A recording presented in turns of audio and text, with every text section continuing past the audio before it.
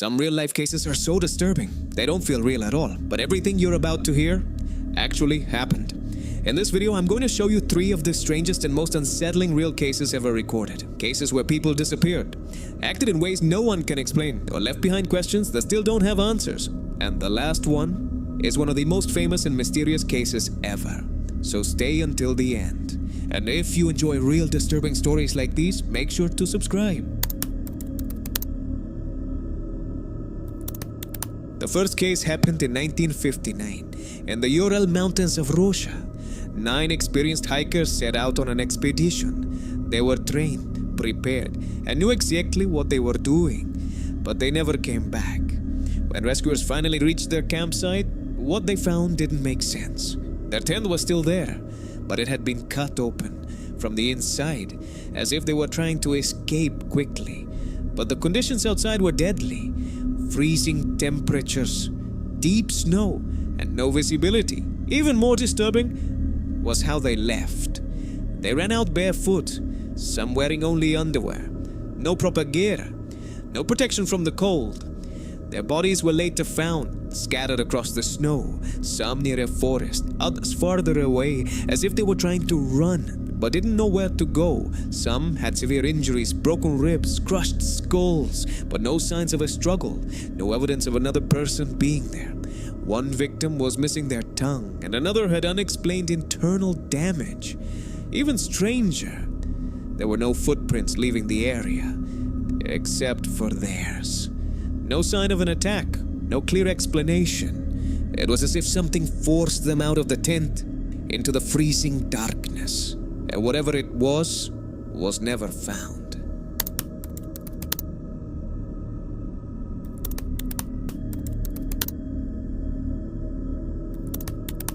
The next case is one of the most confusing disappearances ever recorded. Brian Schaffer was a medical student in Ohio. He was described as responsible, intelligent, and someone who would never just disappear without a reason. One night in 2006, he went out with friends to celebrate. They visited a bar called the Ugly Tuna Saloon. Everything seemed normal. There were cameras at the entrance, and Brian was clearly seen going inside. But here's where things get strange. Hours later, when the bar was closing, everyone started leaving, and every person who walked out was captured on camera, except Brian. He never appeared leaving the building, not once. At first, people assumed he must have left through another exit, but after a full investigation, they realized something disturbing. There were no other working exits, no hidden doors, no back entrances he could have used. The only accessible way in or out was the one being recorded, which means one thing. Brian walked in but was never seen leaving. His friends waited for him, called him, but he never answered. The next day his phone rang, but there was no response. Soon after, it stopped working completely. Police searched everywhere, inside the bar, around the building, nearby streets. Nothing. No sign of a struggle, no evidence of a crime, no body, no explanation. It was as if he vanished into thin air. Even stranger.